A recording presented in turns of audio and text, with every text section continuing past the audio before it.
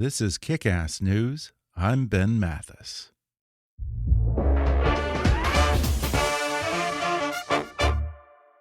On and off for the next 2 years, Orson Welles lived with Peter and Cybill. The don't wake Orson rule was put to the test one day when Cybill walked past Orson's room and smelled smoke. Turns out he was smoking a cigar and he put the cigar in his pocket while it was still lit.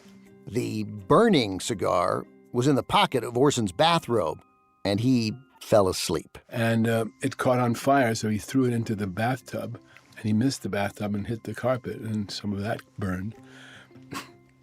The next day, Orson gave Cybill the perfect gift for when you nearly burn down someone's house, a beautiful hardback book on opera. And inside he had drawn a picture of a house burning and a ladybug in the foreground screaming. And it said underneath, he wrote, "Ladybug, ladybug, fly away home. Your house is on fire and so is your house guest. Love, Orson." that was that. That was a clip from Turner Classic Movies' new podcast, The Plot Thickens. And the Peter who's telling that story is acclaimed filmmaker Peter Bogdanovich. In this first season of The Plot Thickens, TCM host Ben Mankiewicz interviews Bogdanovich about some of the classic films he's directed, like The Last Picture Show, They All Laughed, and Paper Moon, his famous battles with the studios, his personal tragedies, and his friendship with Orson Welles and other Hollywood legends who came before him. The Plot Thickens, I'm Still Peter Bogdanovich is now out on Apple Podcasts, Google Podcasts, Spotify, and other podcast platforms. And today, I'm thrilled to welcome Ben Mankiewicz and Peter Bogdanovich to the show. Ben talks about his 8-year friendship with Peter Bogdanovich and why he was initially nervous to meet Peter because of a controversy involving Ben's grandfather, Orson Welles, and Citizen Kane. Peter shares some stories about his friendship with Welles and also Hitchcock, Howard Hawks, John Ford, and many others, and how their advice kept him from making some rookie mistakes when he finally sat in the director's chair himself. He remembers making his first movie for Roger Corman with horror icon Boris Karloff, how he tricked the government of Singapore into letting him film the movie St. Jack, and the scene that earned a 9-year-old Tatum O'Neal an Oscar for Paper Moon, but only after a grueling 25 takes. Peter discusses envy and success in Hollywood, his relationships with Cybill Shepherd and Dorothy Stratten, and how he managed to finish his favorite film, They All Laughed, in the wake of Stratton's tragic murder. Then Ben Mankiewicz talks about the films of Edward G. Robinson, the passion that his fans have for Turner Classic Movies and the films of Hollywood's golden age, and why he hopes and believes that moviegoers will eventually return to theaters whenever the coronavirus pandemic finally subsides. Plus, Peter does impressions of everyone from Cary Grant to Jimmy Stewart, recalls some of the famous movies that he turned down, and the time he got his ass kicked by the real Hell's Angels on set. Coming up with Peter Bogdanovich and Ben Mankiewicz in just a moment.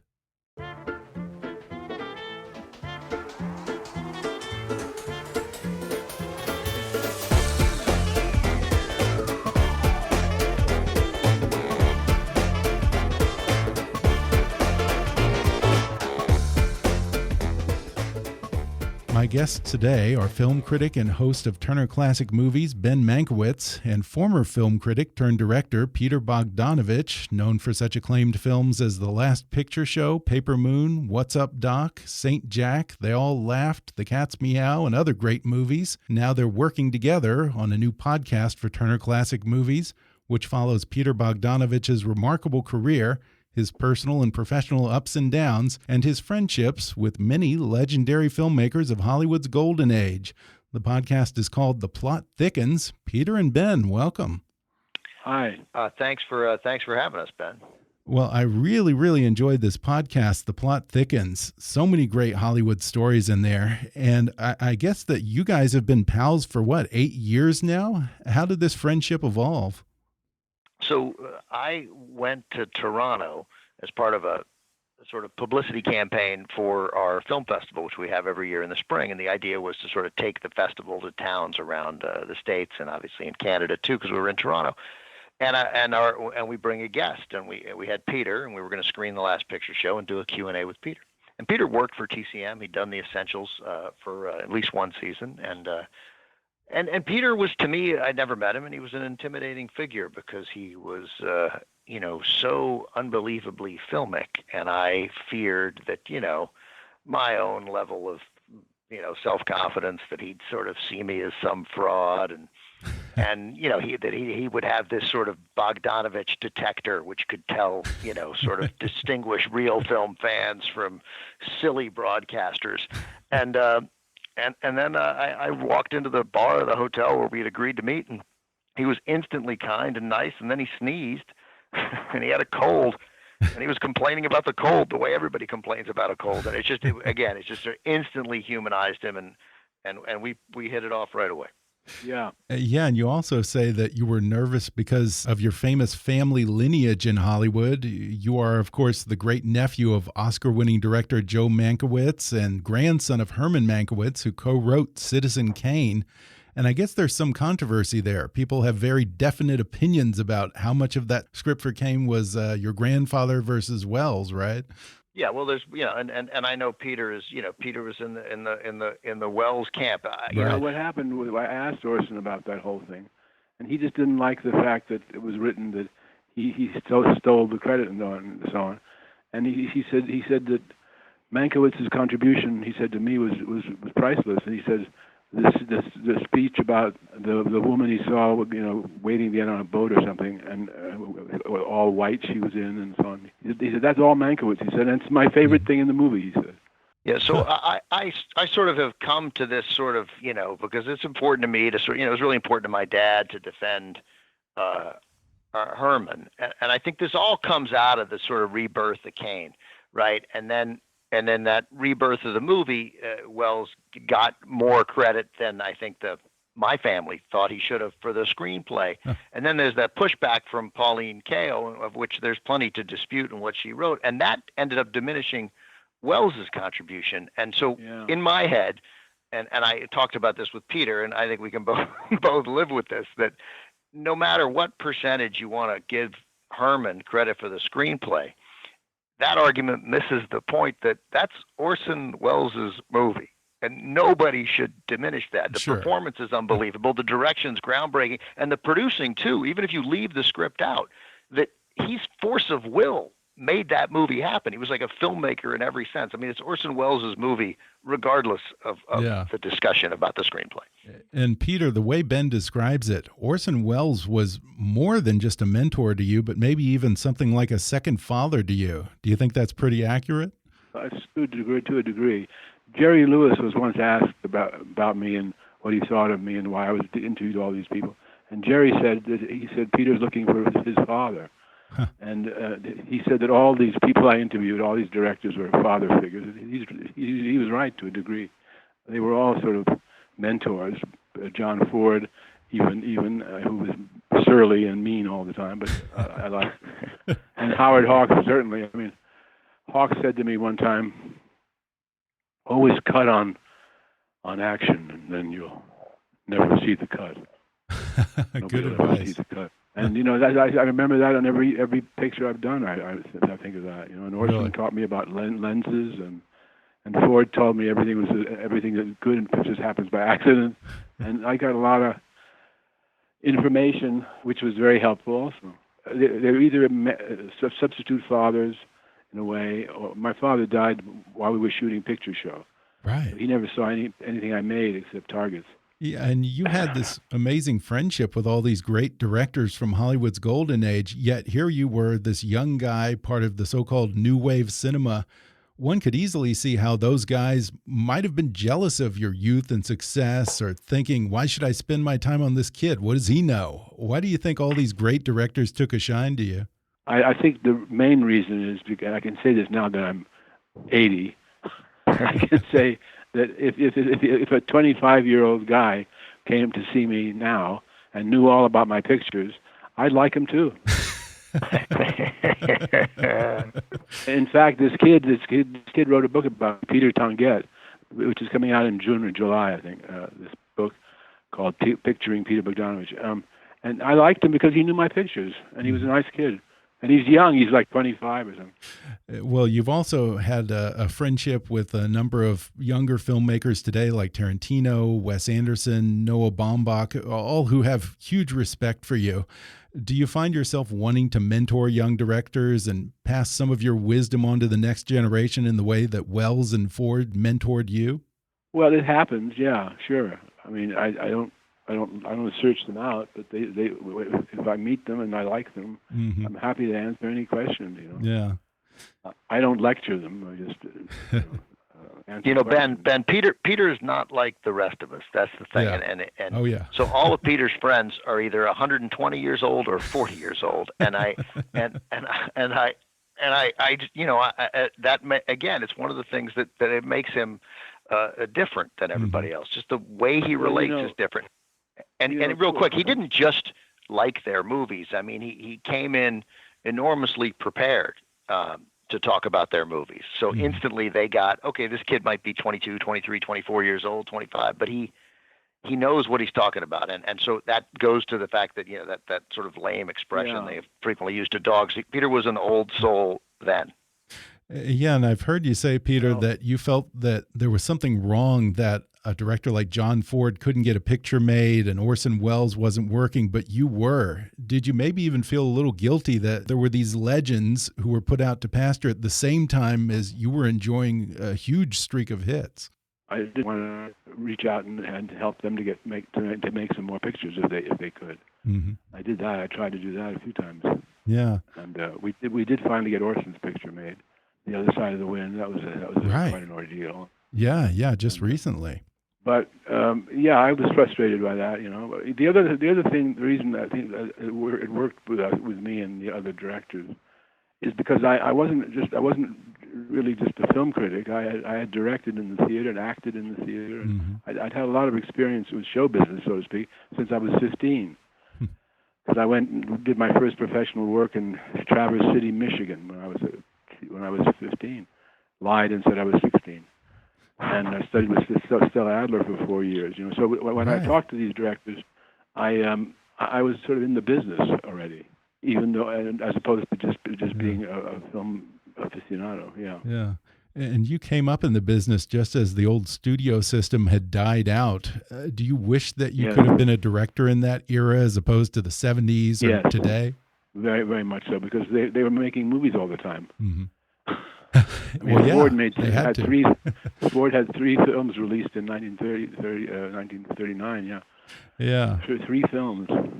Stagecoach, Young Mr. Lincoln. 3 extraordinary films in 1 year. And yet you've had some famous fallings out with studios, and certainly in the days of the studio systems, directors did have a lot less freedom than they do today. I mean, Louis Mayer or Jack Warner, it would just say, here's your script, you start in 3 weeks. Do you really think you would have flourished in such a controlled environment? Probably not, but Hawks, for example, never had any shit, hardly had any shit thrown at him. And Ford, he said he had a lot of fights with studios, but he didn't have that many struggles that were that terrible, Orson did, but but Ford didn't. Well, I've heard you say that it was a bit of a cat and mouse game with Orson Welles because you would always try to get him to admit to certain elements of himself in his movies. I wonder, what do you think was his most personal film? That's a good question. I'm not sure. I never thought of it that way, but I think The Other Side of the Wind was certainly one of them. I think that was a pretty personal film. Ambersons was personal, and that's why he was very upset about that was destroyed, that film, that the last act was just destroyed. Hey, Peter, would you mind telling Ben and the audience the story about Ambersons, of trying to watch Ambersons in a hotel room with Orson and Cybill Shepherd? Yeah.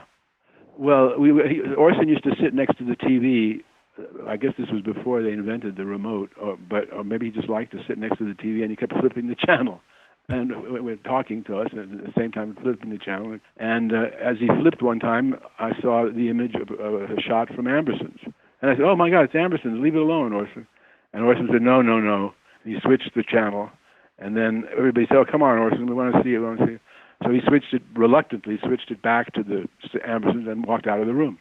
So we sat and watched it for a while, and then we all kind of felt bad. But then Orson came back and leaned against the door and sort of watched for a while, and then he went and sat down next to the TV and just sat there. And I couldn't see his face because where I was sitting, and neither could Cybill, but Oya could see his face from where she was sitting, and she gestured to me after a little while that she ran her finger down her cheek to indicate that he was crying.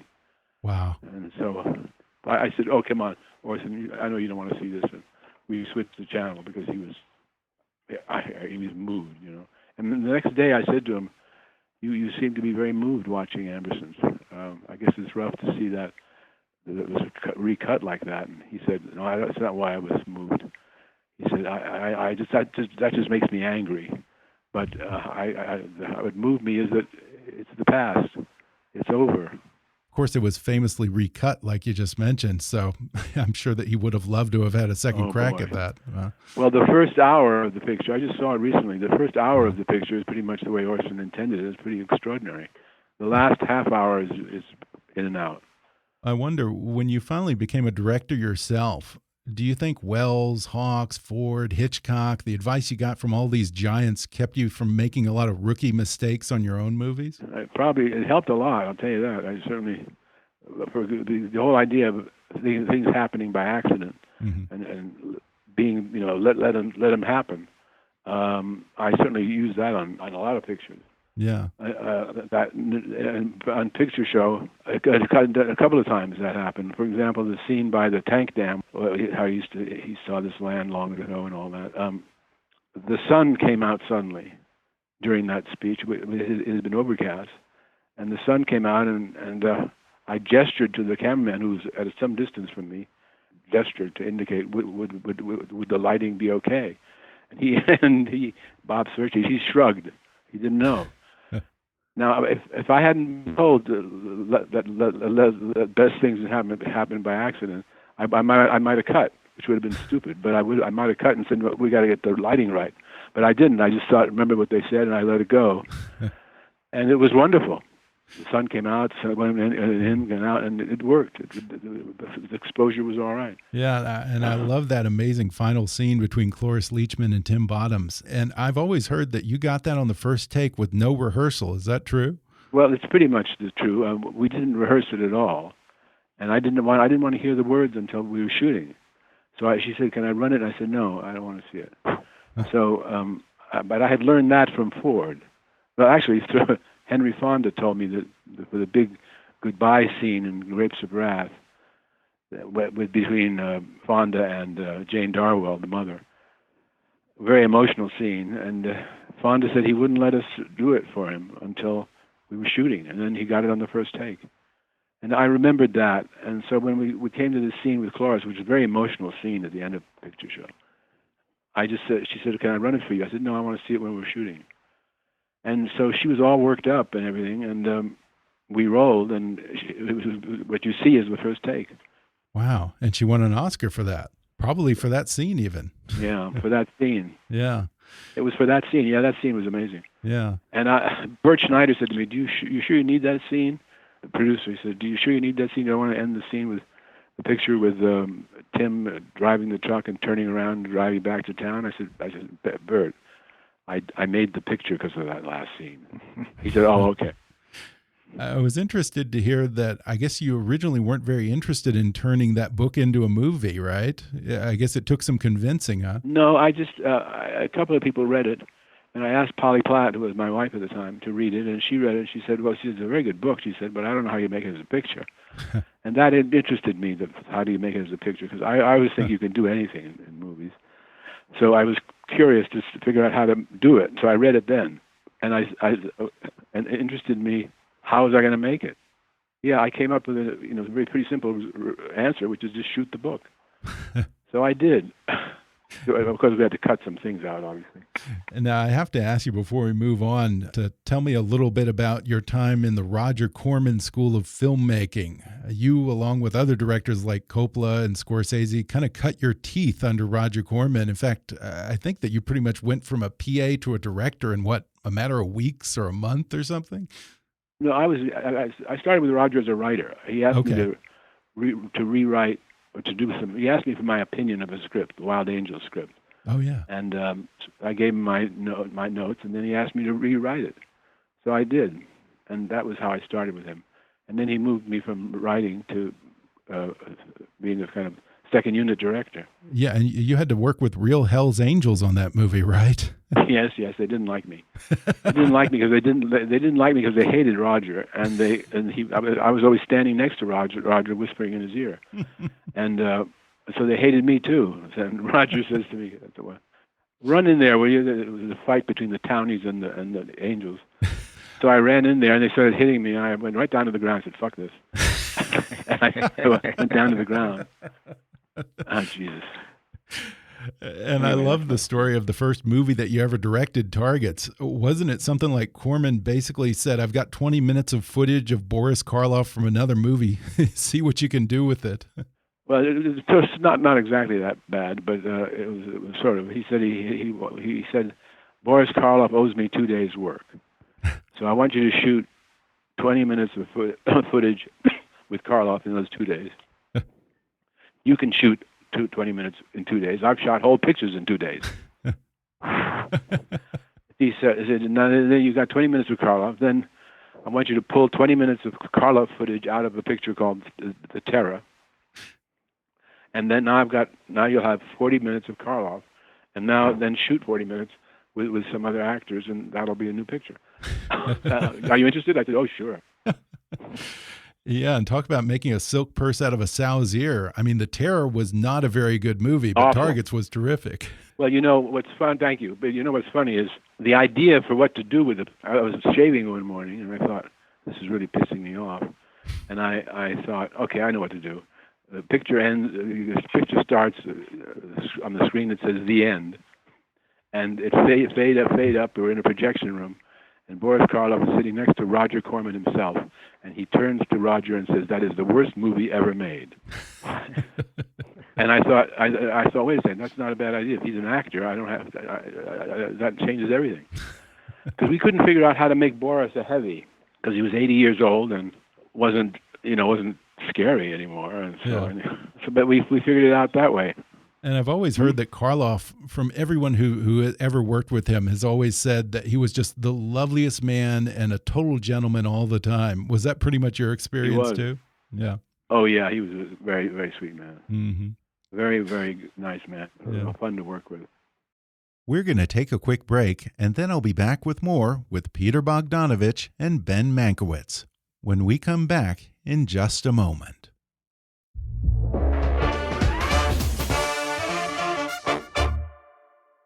Folks, I want to tell you about a terrific group that does a lot of good in the world and also happens to make really great coffee. I'm thrilled to have Black Rifle Coffee Company as a sponsor of this show. In 2014, Evan Hafer and Army Ranger Matt Best founded Black Rifle Coffee Company to combine two passions: developing premium roast-to-order coffee and supporting the veteran and military community. And recently, they donated over 20,000 bags of coffee to medical workers on the front lines of the pandemic. BRCC offers a variety of roast profiles, all sourced around the world through a rigorous process and roasted in Tennessee and Utah. Evan started roasting his own coffee in 2006 to bring with him overseas during his 20-plus years as an infantryman, Special Forces soldier, and CIA contractor. Get this, he even refitted his Humvee to roast coffee during deployments.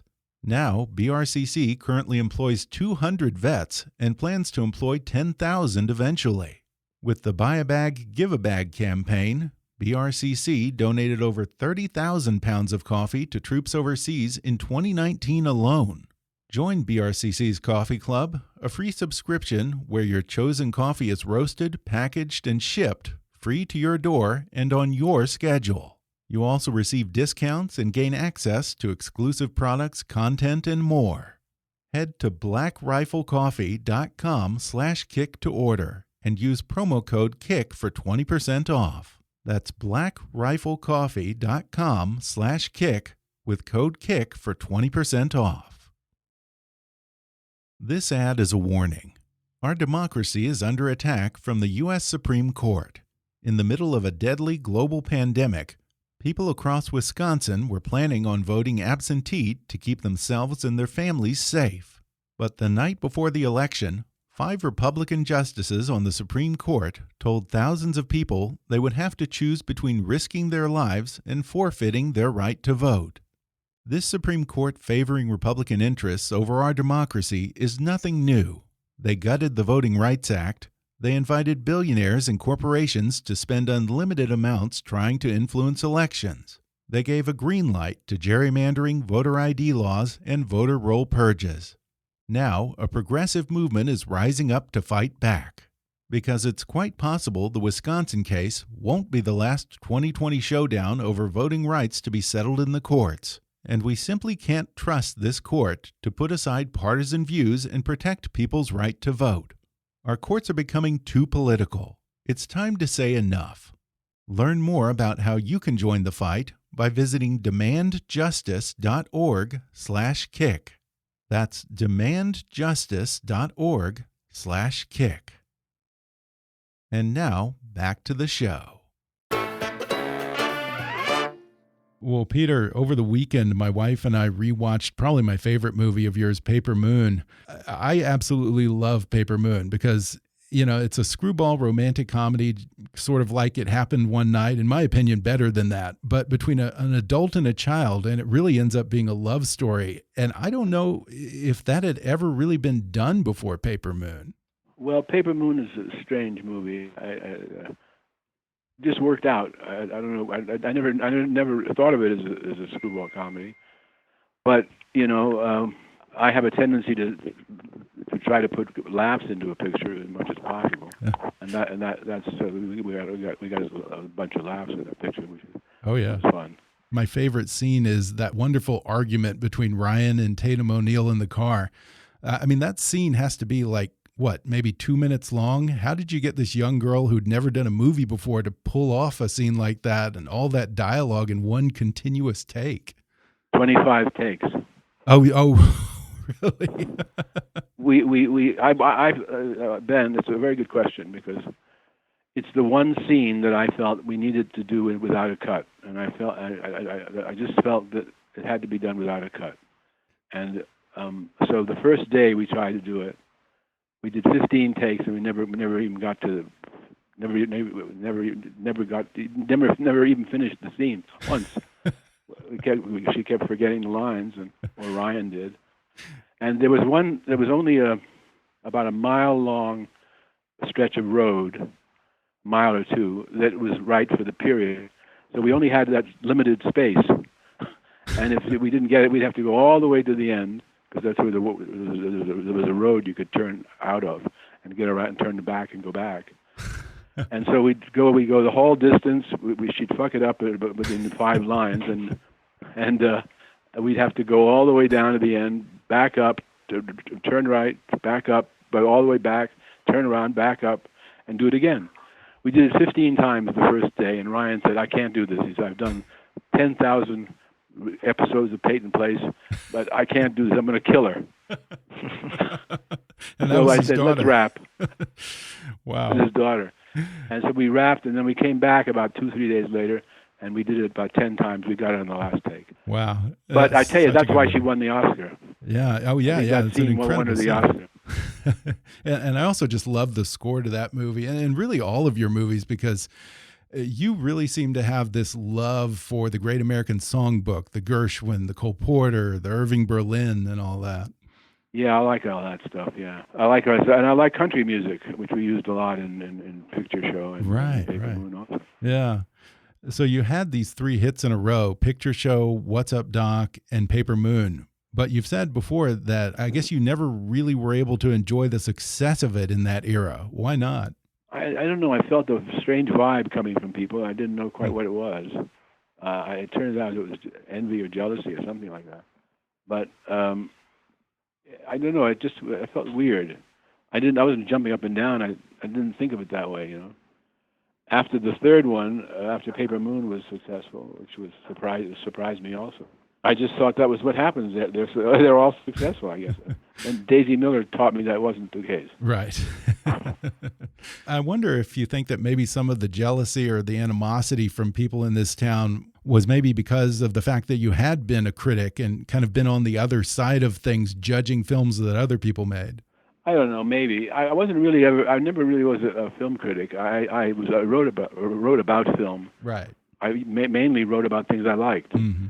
and also I did interviews with directors for the Museum of Modern Art and so on. Mm-hmm. Maybe some of that was there. I don't know. Maybe they was pissed off because I had a girlfriend named Cybill Shepherd. I don't know. Who knows? Who knows? That's a pretty good reason for sure.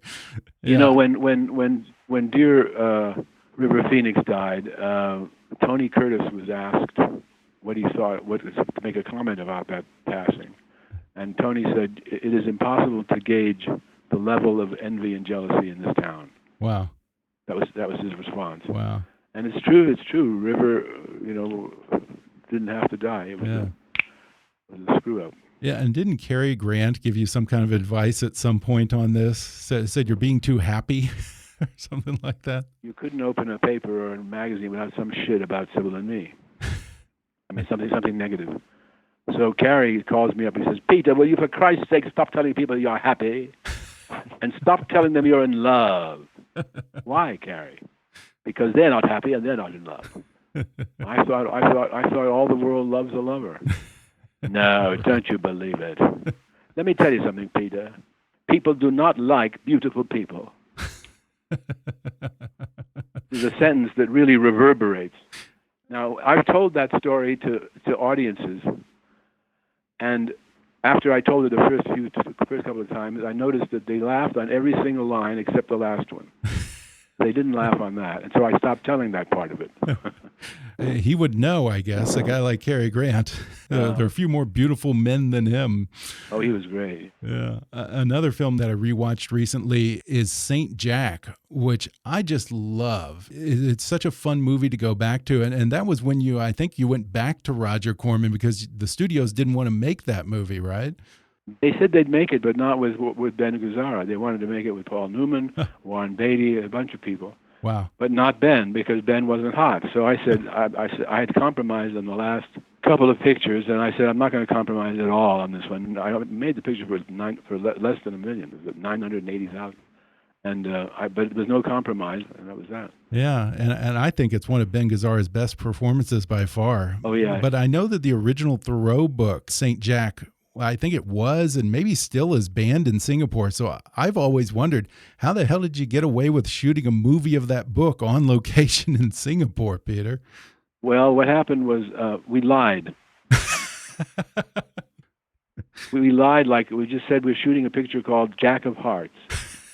I even dictated an entire treatment, or not, a short treatment, about 15 pages, to my assistant, who's Chinese. Just made up a story. We called it Jack of Hearts, and that's what we said we were shooting.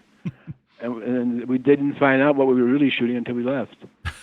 Wow. Then the shit hit the fan. They weren't happy about that in Singapore, and I never went back. Yeah. I'm too afraid to go back. Yeah, I mean, they might have arrested you for that. Or chopped off an arm or something. Yeah, exactly. Well, you've said that the happiest time in your life was when you were making They All Laughed. You, of course, directed Dorothy Stratten in that film, who you had a romantic relationship with during that time, and then she was tragically murdered.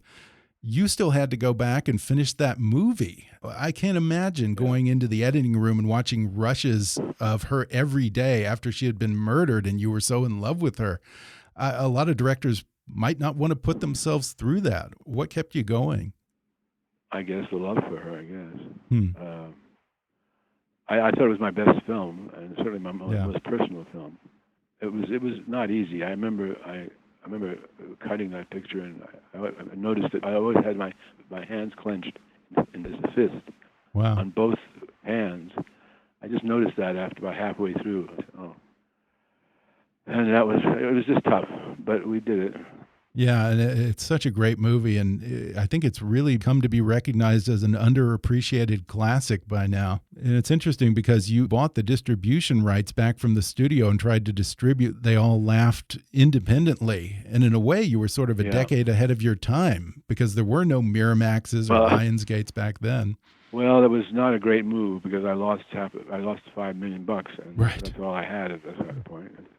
Well, now that you're 81, with all the wisdom of hindsight and all that, do you look back at some of your fights with the studios and wish that you had maybe picked your battles or approached that relationship differently? Well, yes and no. I don't really. There's not really point to it. You know, there's a lot of animosity that I had towards a couple of people who were really out to get me, and for personal reasons that had nothing to do with me, I guess.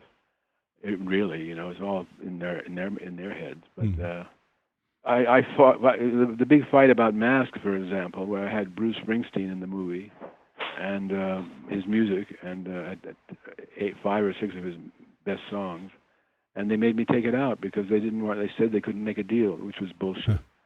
But the head of the studio had a picture that he was pushing called "Out of Africa," and he didn't want my picture. He saw my picture.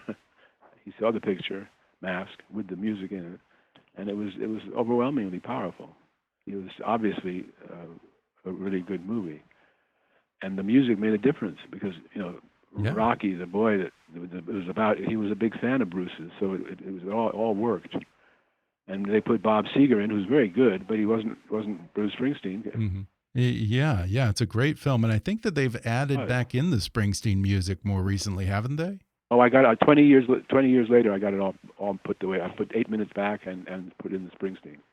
Do you have any regrets about movies that you may have passed on? Because you have turned down some great scripts: Chinatown, The Godfather, Exorcist, The Way We Were. I think you've also passed on The Long Goodbye, if I have this right. Are there any of those you look back and you think, gosh, you know, I kind of would have liked to have made that? What was the last one you mentioned? I may have this wrong, but The Long Goodbye, was that another one you passed on? Yeah, that was one. Yeah.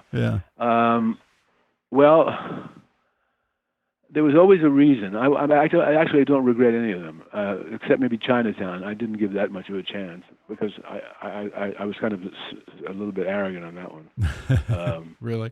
I remember I called Nicholson and I said, if we're going to do Raymond Chandler, why don't we do Raymond Chandler?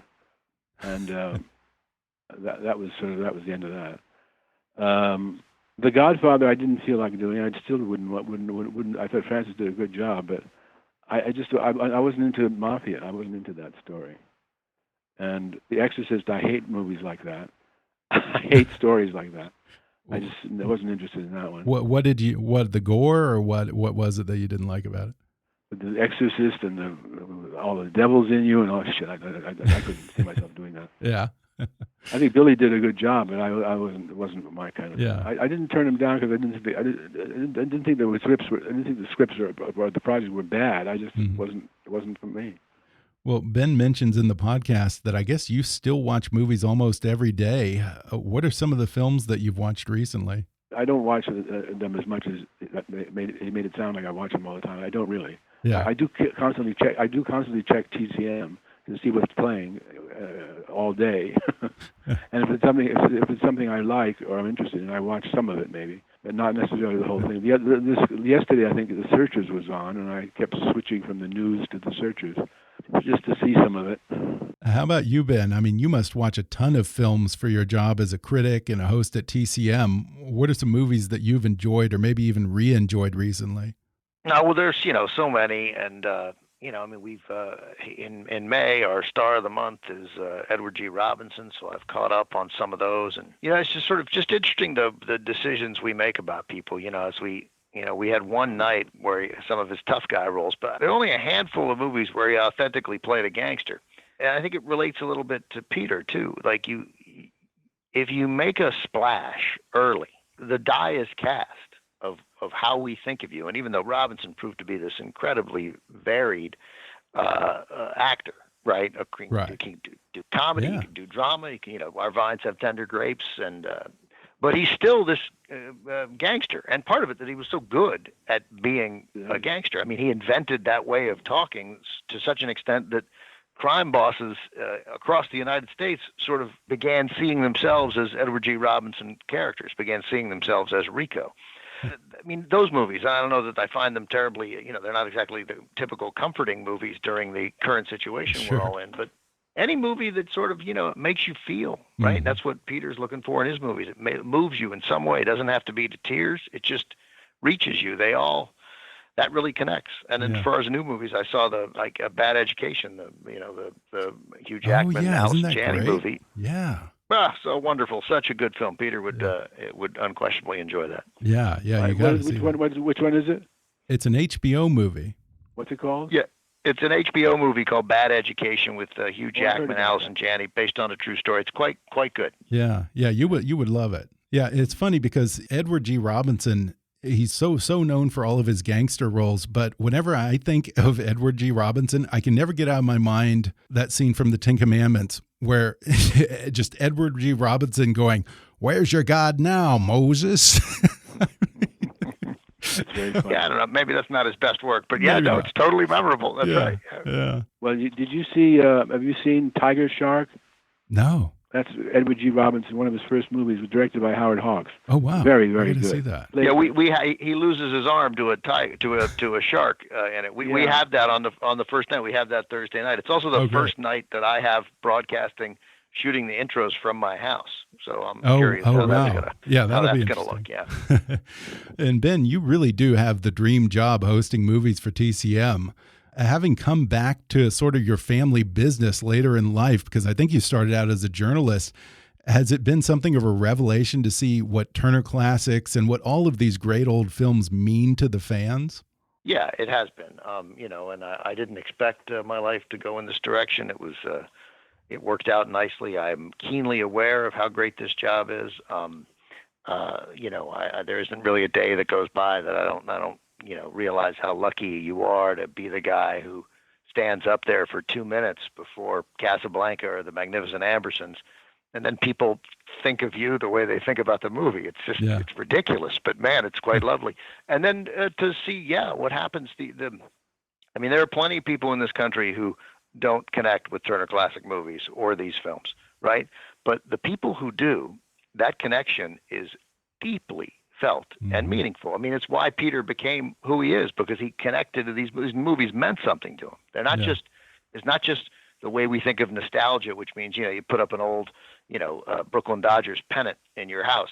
Nostalgia is a real emotion, and it's a real connection between people and their past and their parents and their grandparents. It matters, and I'm honored and excited just about every day to be a part of that. You do it so well, Ben. You do it so well. Oh, yeah. Thank you, Peter. And as we wrap up here, I want to ask you both about the state of the movie business right now. Theaters may be in danger of extinction. Many of them are hanging on by a thread even before this pandemic struck. And it's almost a given that a lot of movie houses, especially the mom and pop art houses and the single screen cinemas, probably won't survive this. Plus, there's the real danger that people might just get used to staying in and streaming movies on TV. When the dust settles, do you guys think that there will still be a way to go into a darkened theater and have that collective experience? Be sad to lose that. I'm afraid of losing it too. I'm curious. I think that there is a temptation, given the dramatic nature of what we're going through, and it is dramatic and it is traumatic to just about everybody. Some people obviously feeling it more acutely than others, those who are worried about, meeting basic needs. And there's so many of these people. Who are, I imagine every day is the unveiling of a new trauma. But, we're humans and we love connecting with other humans. That is built into our DNA. 6 months, 1 year, 2 years, 3 years of this difficulty is not going to change that. And those mom and pop theaters, they were already in deep trouble.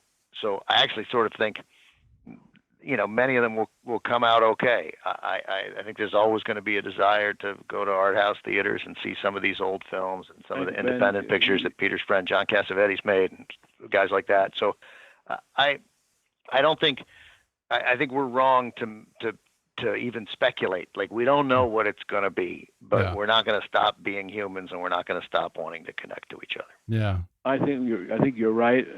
I worry about it as well. I also think, what's it going to do about the Oscars? This thing is going to go on for a while, I'm afraid. Yeah, it would be a real shame if we couldn't see The Last Picture Show or Citizen Kane the way that they were meant to be seen on a big screen with proper sound and a group of fellow moviegoers with you. Well, we had, like so many people, we had to cancel the TCM Classic Film Festival this year. It would have been our 11th, but we're but we're already hard at work on next year, you Yeah. know, and I'm confident we'll be able to do it next spring. But if not, we'll be back in 2022. Good. Something to look forward to, hopefully. Well, before we go, on the podcast, Ben, you talk about Peter's talent for doing spot-on impersonations of Hollywood legends, from Hitchcock to Cary Grant and all kinds of others. Do you have a favorite impression that he does? And if so, Peter, will you give us a little taste of it? I would say to Peter to give us, first of all, John Ford, when he didn't say cut, is good. But also Peter's, he's already done Cary Grant here, but Yeah. his Jimmy Stewart is very, very good. Did you know Jimmy? Yeah, I love Jimmy. Yeah. Oh yeah. He was very funny. Jimmy Stewart was at his funniest when he was in his living room, because he could take forever to tell a story, and that's what made it funny. He had to hurry it up, like on television or on radio or something. It wasn't as funny. It was funny, but not as funny as when he took forever. You know, the only story I can think of right off the top of my head about Jimmy is he said that great thing to me when I said, what you're giving people is giving little tiny pieces of time that they never forget. Wow. And that was a key sentence. Beautiful. You know, it's funny because what I said it because it brought the house down, and I of course I can't remember the story, but one of the reasons why I wanted to do this podcast with Peter, and believe me, the Angela Carone and the team that took over and produced it, my idea to do a podcast with Peter completely changed, and everyone should be thankful to Peter that he rolled with those changes and really opened up his life to me in those interviews and to us. So. But I wanted to do it because he told these stories, right? He had these connection to all these directors and to these actors, and I just remember him telling it. I don't. But every time I've had him in front of an audience, and Peter gets going. I mean, the Hitchcock elevator story is certainly worth telling. If we want to get off Jimmy Stewart and tell the Hitchcock elevator story, it's excellent. That's a long one. You know, I used to do impressions from the time I was in kindergarten, I think, because my nickname throughout my school years, all 12 years, was Bugs, because I did a Bugs Bunny impression when I was a kid. Really? And I guess they liked it because they called me Bugs. I was also called Marlin, and I was called Dean and Jerry as well, because I did all those guys. So, but I've noticed of late that my impressions, my voice doesn't have the dexterity that it once had. So yeah, I'm not. You know, I'll give you, Peter. I'm going to give you an easy one to just tell people how when John Ford. What was the movie you were on the set of? Your first meeting of when you met Ford? Shy in Autumn. Well, what happened was I was 23, and I was on the set of John Ford's Shy in Autumn out in Monument Valley. They did a shot with the stuntman riding down the hill, and before the horse actually stopped, he jumped off the horse, landed on his feet, and went over to Dick Widmark and gave him a message. And Ford said, "Cut." That's well. That meant that was a print. And he turns to me. I was standing near him, and he turns to me and says, "How about that?" I didn't know what the fuck to say, so I said something stupid. I said, "Yeah, that looked kind of difficult." That he just looked disgusted. He turned around, walked away from me, and he stopped, and turned back, and he said, "Yeah, I'd say it was difficult. I'd say it was very difficult." And then he walked away, and I said, "Oh shit." So for the next half hour or so, I was as far away from Ford as I could get. You know, it was a big area. And then after they did another kind of slightly sort of stunt kind of shot, and Ford yells out, "Bogdanovich!" And I run over to him. "Yes, Mr. Ford." "That look difficult to you?" "Yes, Mr. Ford, that looks very difficult. I just wanted to check if you thought it was difficult." And then he did that all through the rest of the shoot. He said to me, "Does that look difficult?" Because that meant he liked me. Yeah, I mean, thank God that there are guys like you and Ben who are actually preserving these stories, because otherwise they'd just be lost to the winds. There's so many of these wonderful stories in this new podcast. I just love it. Again, it's called The Plot Thickens, and it's available on Apple Podcasts or wherever people like to listen to podcasts. Want to encourage people to go subscribe now. Peter and Ben, thanks so much for talking with me. This was fun. I really appreciate it. Sure thing, Ben. Thanks for having us. Thanks for having us. Yeah, thanks. Enjoyed it.